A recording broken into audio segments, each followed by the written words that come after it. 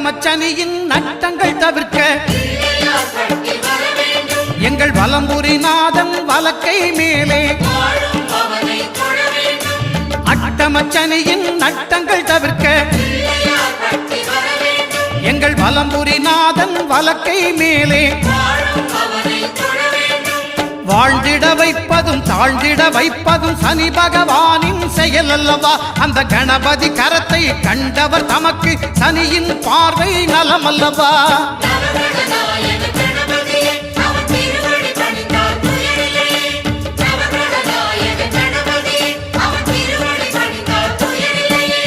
ஒன்பது கோளும் ஒன்றாய் காண